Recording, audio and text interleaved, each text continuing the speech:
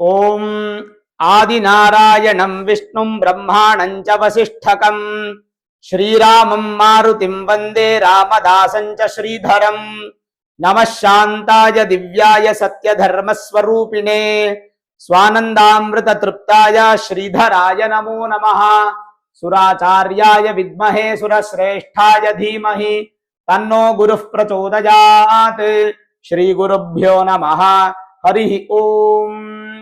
ಆತ್ಮೀಯ ಪ್ರಿಯ ಪ್ರೇಕ್ಷಕ ಮಿತ್ರರೇ, ನಿಮ್ಮೆಲ್ಲರ ಜೀವನ ಸುಖಕರ, ಲಾಭಕರ, ಸಮೃದ್ಧಿಕರವಾಗಿರಲಿ ಅಂತ ನನ್ನ ಆರಾಧ್ಯ ದೇವಿ ಹೊರನಾಡು ಅನ್ನಪೂರ್ಣೇಶ್ವರಿಯ ಪಾದಗಳಿಗೆ ನಮಸ್ಕರಿಸ್ತಾ, ಪ್ರಿಯ ಪ್ರೇಕ್ಷಕ ಮಿತ್ರರೇ, ಜೂನ್ ತಿಂಗಳು ಮಿಥುನ ರಾಶಿಯ ಮಾಸ ಭವಿಷ್ಯ ಹೇಗಿದೆ ಅನ್ನುವಂಥದ್ದನ್ನ ಈ ವಿಡಿಯೋಲಿ ನಾವು ನೋಡೋಣ. ಜೂನ್ ತಿಂಗಳು 2ನೇ ತಾರೀಕು ಗುರುವಿನ ಬದಲಾವಣೆಯಿಂದ ಮಿಥುನ ರಾಶಿಯವರಿಗೆ ಗುರುಬಲ ಅನ್ನುವಂಥದ್ದು ಪ್ರಾರಂಭ ಆಗ್ತಾ ಇದೆ. ಗುರು ಯಥೇಚ್ಛವಾದ ಪುಣ್ಯ ಫಲವನ್ನ ಕೊಡ್ಲಿಕ್ಕೆ ಸನ್ನದ್ಧರಾಗಿದ್ದಾರೆ. ನೀವು ಆ ಫಲವನ್ನ ಪಡೀಲಿಕ್ಕೆ ರೆಡಿ ಆಗಿ. ಆದ್ರೆ ಬಂದು ಕೂಡಲೇ ಬಂದ ದಿನದಿಂದನೇ ಗುರುಬಲ ಕೊಟ್ಬಿಡೋದಿಲ್ಲ. ಆಗತ್ತೆ, ಒಂದು 10 ದಿನ, 20 ದಿನ ಅಥವಾ 1 ತಿಂಗಳ ಸಮಯ ಬೇಕಾಗತ್ತೆ. ಒಟ್ಟಿನಲ್ಲಿ ಪಾಸಿಟಿವ್ ಅನ್ನುವಂಥದ್ದು ಬಂತು, ಗುರುಬಲ ಬಂತು ಜೂನ್ 2ನೇ ತಾರೀಕಿಗೆ. ಅಲ್ಲಿಂದ ಪ್ರಾರಂಭ ಆಗುವಂಥದ್ದು ನಿಮಗೆ ಸಪ್ತಮ ಸ್ಥಾನ ಹಾಗೂ ದಶಮ ಸ್ಥಾನಾಧಿಪತಿ ಯಾರು? ಗುರು.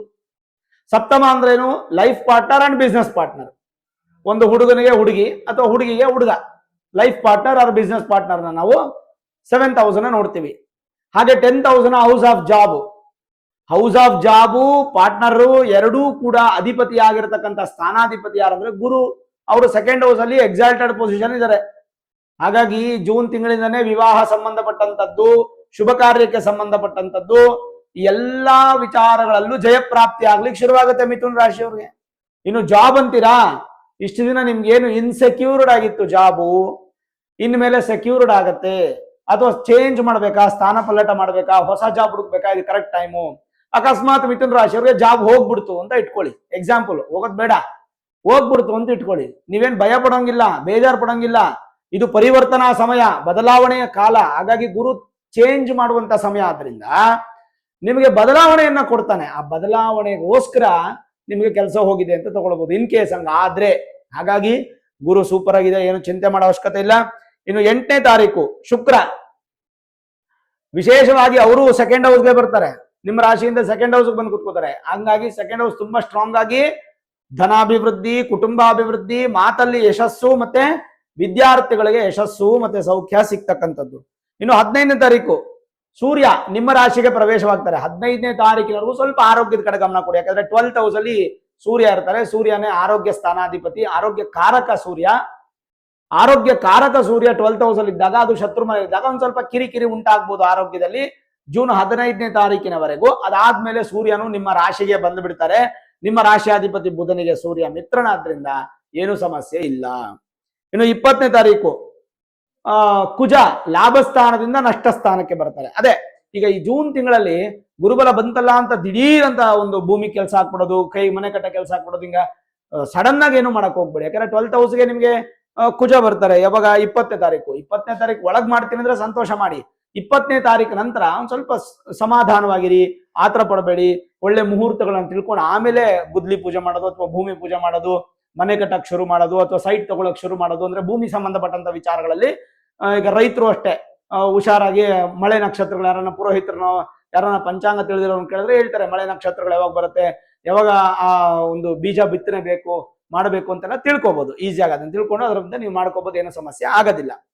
ಇನ್ನು ರಿಯಲ್ ಎಸ್ಟೇಟ್ ಬಿಸ್ನೆಸ್ ಮಾಡೋರು ಅಂತ ಅಷ್ಟೇ, ಜೋರಾಗೆ ಹೋಗ್ಬಿಟ್ಟು ಸಿಕ್ಕಾಕೊಂಡ್ಬಿಡೋದು ಬೇಡ, ಪ್ಲಾನೆಡ್ ಆಗಿರಿ, ಎಲ್ಲ ಪರ್ಫೆಕ್ಟ್ ಆಗಿ ಆಗುತ್ತೆ. ಇನ್ನು 22ನೇ ತಾರೀಕು ಬುಧ, ಅವರು ಕೂಡ ನಿಮ್ಮ ರಾಶಿಯಾಧಿಪತಿ. ಅಲ್ಲಿವರೆಗೂ ನಿಮ್ಮ ರಾಶಿಯಲ್ಲೇ ಇರ್ತಾರೆ, ಸ್ವಕ್ಷೇತ್ರದ ಫಲ. ಅದಾದ್ಮೇಲೆ ಮುಂದಿನ ಮನೆಗೆ ಹೋಗ್ತಾರೆ, ಏನು ಸಮಸ್ಯೆ ಇಲ್ಲ. ಸರಿ, ಜನರಲೈಸ್ ಆಗಿ ನೋಡೋದಾದ್ರೆ ಹೇಗಿದೆ? ಸ್ಟಾರ್ಟಿಂಗ್ ಅಲ್ಲೇ ತೃಪ್ತಿದಾಯಕ. ಯಾವ್ದ್ರಲ್ಲಿ? ವಿವಾಹ, ಶುಭ ಕಾರ್ಯ ಸಂಬಂಧಪಟ್ಟಂತ ವಿಚಾರಗಳಲ್ಲಿ ತೃಪ್ತಿದಾಯಕವಾಗಿದ್ದು, ವಿವಾಹ ಸಂಬಂಧಪಟ್ಟಂತ ತಯಾರಿಗಳನ್ನು ನಡೆಸ್ಕೊಳ್ತಕ್ಕಂಥದ್ದು. ಸ್ತ್ರೀಯರಿಗಂತೂ, ಮಿಥುನ ರಾಶಿಯ ಸ್ತ್ರೀಯರಿಗೆ ಈ ಒಂದು ತಿಂಗಳಲ್ಲಿ ಅದ್ಭುತವಾಗಿರುತ್ತೆ. ಅಧಿಕವಾದಂತಹ ಸಂತೋಷ ಪಡುವಂತ ಮಾಸ ಆಗುತ್ತೆ. ಪ್ರಯಾಣ ಅಲ್ಪವಾಗಿರುತ್ತೆ, ಅದು ಚೆನ್ನಾಗಿರುತ್ತೆ. ಹೊಸ ಕೆಲಸದಲ್ಲಿ ನಿಮಗೆ ಅನುಕೂಲಗಳು ಪ್ರಾಪ್ತಿ. ಪ್ರಯತ್ನ ಪಡಿಬೇಕಾದ್ರೆ. ಇನ್ನು ಕ್ರೀಡೆಗಳಲ್ಲಿ ಹೆಚ್ಚಿನ ಆಸಕ್ತಿ. ವಿದ್ಯಾರ್ಥಿಗಳಿಗೆ ಅತ್ಯಂತ ಶುಭ ಮಾಸ. ಕೋರ್ಟು ಕಚೇರಿ ಸಂಬಂಧಪಟ್ಟಂತ ವಿಚಾರದಲ್ಲಿ ಅಭಿವೃದ್ಧಿಯನ್ನ ಕಾಣಬಹುದು. ಮನೆಯ ವಾತಾವರಣ ಸ್ವಲ್ಪ ಬದಲಾವಣೆ ಆಗುತ್ತೆ ಪಾಸಿಟಿವ್ ಕಡೆಗೆ. ಅಂಡ್ ಪಾಲುದಾರಿಕೆ ಪಾರ್ಟ್ನರ್ಶಿಪ್ ಬಿಸ್ನೆಸ್ ಅಲ್ಲಿ ಚೆನ್ನಾಗಿರುತ್ತೆ. ರೈತರಿಗೆ ವ್ಯವಸಾಯದಲ್ಲಿ ಉತ್ತಮ ಫಲ, ಧನಲಾಭ, ಮೃಷ್ಟಾನ್ನ ಭೋಜನ, ನೂತನ ವಸ್ತು ವಸ್ತ್ರ ವಾಹನ ಖರೀದಿಯಲ್ಲಿ ನೀವು ಮಗ್ನರಾಗ್ತೀರಾ. ಖರೀದಿ ಮಾಡ್ಬೋದು, ಏನ್ ತೊಂದರೆ ಇಲ್ಲ. ಇನ್ನು ಇನ್ವೆಸ್ಟ್ಮೆಂಟ್ಸು, ಶೇರು ಈ ತರದೆಲ್ಲ ಮಾಡುವಂತವ್ರು, ಫಿನಾನ್ಸ್ ಮಾಡುವಂತವ್ರಿಗೆಲ್ಲ ತುಂಬಾ ಚೆನ್ನಾಗಿರುತ್ತೆ. ಅತ್ಯಂತ ಶುಭದಾಯಕ, ಆರೋಗ್ಯದಲ್ಲಿ ವೃದ್ಧಿ, ದಂಪತಿಗಳಿಗೆ ಸಂತಾನ ಅಪೇಕ್ಷಿತ ದಂಪತಿಗಳಿಗೆ ಅತ್ಯಂತ ಶುಭ ಫಲ. ಕುಟುಂಬ ಸಮೇತವಾಗಿ ಒಂದು ಉಲ್ಲಾಸಮಯವಾದಂತ ವಾತಾವರಣ ಸೃಷ್ಟಿ ಮಾಡ್ಕೋತೀರಾ. ಎಲ್ಲಾದ್ರೂ ಹೋಗಿ ಬರೋದು, ಒಂದು ಸಿನಿಮಾನೋ ಅಥವಾ ಏನೋ ಒಂದು ಪಾರ್ಕ್ಗೆ ಹೋಗಿ ಬರೋದು, ಅಥವಾ ಒಂದು ಟೂರ್ಗೆ ಹೋಗಿ ಬರೋದು, ಫ್ಯಾಮಿಲಿ ಸಮೇತ ಒಂದು ಹೋಟೆಲ್ಗೆ ಹೋಗಿ ಬರೋದು ಅಂದ್ರೆ ಒಂದು ಸಂತೋಷ, ಒಂದು ಸಡಗರ ಅನ್ನುವಂಥದ್ದು ಕಾಣ್ಲಿಕ್ಕೆ ಶುರುವಾಗುತ್ತೆ. ಜೊತೆಗೆ ಸಂತಾನ ಅಪೇಕ್ಷಿತ ದಂಪತಿಗಳಿಗೂ ಶುಭ ಫಲ ಅಂತ ಹೇಳ್ಬಿಟ್ಟೆ. ಇನ್ನು ಸ್ವಲ್ಪ ನೆಗೆಟಿವ್ಸ್ ಏನಂದ್ರೆ, ಹಣಕಾಸಿನ ವ್ಯವಹಾರದಲ್ಲಿ ನಿಮಗೆ ಚೆನ್ನಾಗಿ ಬರಕ್ ಶುರುವಾಗುತ್ತೆ. ಚೆನ್ನಾಗಿ ಬರ್ತಾ ಇದೆಯಲ್ಲ ಅಂತ ನಿಮ್ಮ ಒಂದು ಕಮಿಟ್ಮೆಂಟ್ ನ ಜಾಸ್ತಿ ಮಾಡ್ಕೊಳಕ್ ಹೋಗ್ಬೇಡಿ, ಅದು ತುಂಬಾ ಇಂಪಾರ್ಟೆಂಟ್. ಕೆಲಸ ಕಾರ್ಯಗಳಲ್ಲಿ ನಿಮ್ಗೆ ಏನೋ ತೊಡಕುಗಳು ಬರಲ್ಲ, ಬಂದ್ರು ಅದು ನಿಮ್ಗೆ ಪಾಸಿಟಿವ್, ಚಿಂತೆ ಮಾಡಂಗಿಲ್ಲ. ವೃಥಾ ತಿರುಗಾಟ ಮಾಡಬೇಡಿ, ಯಾರನ್ನೂ ಕೂಡ ಪರಿಪೂರ್ಣ ನಂಬೇಡಿ. ಎಸ್ಪೆಷಲಿ ನಿಮಗೆ ಈ ಸಮಯದಲ್ಲಿ ನಿಮ್ಗೆ ಹಣಕಾಸು ಅನುಕೂಲ ಆಗ್ತಾ ಇದೆ, ನೀವು ಅಭಿವೃದ್ಧಿ ಆಗ್ತಾ ಇದ್ರಿ ಅಂತಂದ್ರೆ ನಿಮ್ ಫಸ್ಟ್ ಸರ್ಕಲ್ಲು, ಬಂಧುಗಳು ಎಲ್ಲ ಬರುವಂತ ಸಹಜ. ಬಂದ್ರು ಕೂಡ ನಿಮ್ಗೆ ಏನೋ ದೃಷ್ಟಿ ಆಗ್ತಿದೆ ಬ್ಯಾಲೆನ್ಸ್ ಮಾಡ್ಕೊಳ್ಳಿ. ಮಾನಸಿಕವಾಗಿ ಮತ್ತು ದೈಹಿಕವಾಗಿ ನೀವು ಧೈರ್ಯವಾಗಿರ್ಬೇಕು, ಅದು ತುಂಬಾ ಇಂಪಾರ್ಟೆಂಟ್. ವೀಕ್ ಆದ್ರೂ ನೀವು ವೀಕ್ ಆದ್ರಿ ಅಂತ ಅರ್ಥ. ವಿಶ್ರಾಂತಿ ಪಡ್ಕೊಳ್ಳಿ. ತುಂಬಾ ಸುಸ್ತಾಯ್ತಾ, ವಿಶ್ರಾಂತಿ ತಗೊಳ್ಳಿ. ತುಂಬಾ 24 ಗಂಟೆ ಗುರುಬಲ ಇದೆಯಲ್ಲ ಅಂದ್ಬಿಟ್ಟು 24 ಅವರು ಕೆಲಸ ಮಾಡೋದು ಬೇಡ, ವಿಶ್ರಾಂತಿ ತಗೊಳ್ಳಿ. ಮನೆ ಕರ್ತವ್ಯಗಳನ್ನ ಯಾವುದೇ ಕಾರಣಕ್ಕೂ ನಿರ್ಲಕ್ಷಿಸಬೇಡಿ, ಎಲ್ಲಾ ಕರ್ತವ್ಯಗಳನ್ನ ಕಂಪ್ಲೀಟ್ ಮಾಡ್ಕೊಳ್ಳಿ. ಬಂಡವಾಳ ಹೂಡಿಕೆಗೆ ತುಂಬಾ ಚೆನ್ನಾಗಿರುತ್ತೆ. ನಿಮ್ಮದೇ ಆದ ಸ್ವಂತ ನಿರ್ಧಾರಗಳನ್ನ ತೆಗೆದುಕೊಳ್ಳೋದಕ್ಕೆ ಇದು ಸೂಕ್ತವಾದ ಸಮಯ. 2 ವರ್ಷದಿಂದ ಇರಲಿಲ್ಲ ಮಿಥುನ ರಾಶಿಯವರಿಗೆ ನಿರ್ಧಾರಗಳನ್ನ ತೆಗೆದುಕೊಳ್ಳೋದಕ್ಕೆ, ಇದು ಸೂಕ್ತವಾದ ಸಮಯ. ನೀವ್ ಏನ್ ಬೇಕಾದ್ರೂ ನಿರ್ಧಾರ ತಗೊಳ್ಬಹುದು. ಹೆಚ್ಚಿನ ಚೈತನ್ಯ ಶಕ್ತಿ ನಿಮ್ಮದಾಗತ್ತೆ, ಶುಭ ಕಾರ್ಯಗಳು ನಡೆಯುತ್ತೆ. ದೀರ್ಘಕಾಲದ ಸಮಸ್ಯೆಗೆ ಈ ತಿಂಗಳಿಂದ ಪರಿಹಾರ ಹುಡ್ಕೋತೀರಾ. ಧನಲಾಭ ಪ್ರಾಪ್ತಿ, ವಿದ್ಯಾರ್ಥಿಗಳಿಗೆ ಶಿಕ್ಷಕರಿಗೆ ಸ್ವಲ್ಪ ಅನುಕೂಲ ಆಗುವಂತ ಮಾಸ ಅಂತ ಹೇಳ್ಬೋದು. ಆರೋಗ್ಯದಲ್ಲಿ 15ನೇ ತಾರೀಕು ನಂತರ ವೃದ್ಧಿ ಆಗುತ್ತೆ, ಅಲ್ಲಿವರೆಗೂ ಸ್ವಲ್ಪ ಹುಷಾರಾಗಿರಿ. ವಿದೇಶಿ ಪ್ರಯಾಣದ ಬಗ್ಗೆ ಹೆಚ್ಚಿನ ಆಸಕ್ತಿ, ಧನಲಾಭ, ವ್ಯಾಪಾರ ವ್ಯವಹಾರಗಳಲ್ಲಿ ಅತ್ಯಂತ ಅಧಿಕ ಲಾಭ. ರಿಯಲ್ ಎಸ್ಟೇಟ್ ಭೂ ವ್ಯಾಪಾರಿಗಳಿಗೆ 20ನೇ ತಾರೀಕುವರೆಗೂ ಚೆನ್ನಾಗಿರುತ್ತೆ, ಅದಾದ್ಮೇಲೆ ಸಾಧಾರಣವಾಗಿರುತ್ತೆ. ಸ್ನೇಹಿತರಿಂದ ಸ್ವಲ್ಪ ಸಹಾಯ ಪಡ್ಬೋದು. ಶತ್ರು ಕಾಟಗಳಿಂದ ಮುಕ್ತಿ ಸಿಗುತ್ತೆ ನಿಮಗೆ. ಕೆಲಸದಲ್ಲಿರ್ತಕ್ಕಂಥ ಒತ್ತಡಗಳು ದೂರ ಆಗುತ್ತೆ. ಏನಾದ್ರೂ ನೀವು ಈ ಫಿನಾನ್ಸ್ ವ್ಯವಹಾರ ಮಾಡ್ತಾ ಇದ್ರೆ ಪ್ಲಾನೆಡ್ ಆಗಿ ಮಾಡಿ, ಅದು ಒಳ್ಳೇದೇ. ಇನ್ನು ಸ್ವಲ್ಪ ಅಭಿವೃದ್ಧಿ ಮಾಡ್ಕೊಳ್ಳಿ. ಬಂಡವಾಳ ಹೂಡಿಕೆ ಕೂಡ ಚೆನ್ನಾಗಿದೆ. ಸಾಲಬಾಧೆ ನಿವಾರಣೆ ಆಗುತ್ತೆ, ತೃಪ್ತಿದಾಯಕವಾಗುತ್ತೆ. ಕುಟುಂಬ ಸಮೇತ ಅನಿರೀಕ್ಷಿತ ಪ್ರಯಾಣ, ದೇವಾಲಯ ದರ್ಶನ, ಕ್ಷೇತ್ರ ದರ್ಶನ, ಮನಸ್ಸಿಗೆ ಆನಂದದ ಸಮಯ, ಆನಂದದ ವಾತಾವರಣ. ಹಠಾತ್ ನಿರ್ಧಾರಗಳನ್ನ ತೆಗೆದುಕೊಳ್ಬೇಡಿ, ಪ್ಲಾನೆಡ್ ಆಗಿ ನಿರ್ಧಾರ ತಗೊಳ್ಳಿ. ಒಟ್ಟು ನಿರ್ಧಾರ ತಗೊಳ್ಳಿ, ಹಠಾತ್ ನಿರ್ಧಾರ ತಗೊಳ್ಬೇಡಿ. ನೂತನ ಕೆಲಸದಲ್ಲಿ ಜಯಪ್ರಾಪ್ತಿ, ವಾಹನ ಖರೀದಿ ಮಾಡುವಂತವ್ರಿಗೆ ಅತ್ಯಂತ ಶುಭ ಮಾಸ. ನೆಮ್ಮದಿಯ ವಾತಾವರಣ, ಅಧಿಕವಾದಂತ ಧನಲಾಭ ಪ್ರಾಪ್ತಿ. ಸ್ವಲ್ಪ ಈ ರಾಜಕೀಯ ವ್ಯಕ್ತಿಗಳು ಸ್ವಲ್ಪ ಎಚ್ಚರಿಕೆ ಇರಬೇಕು.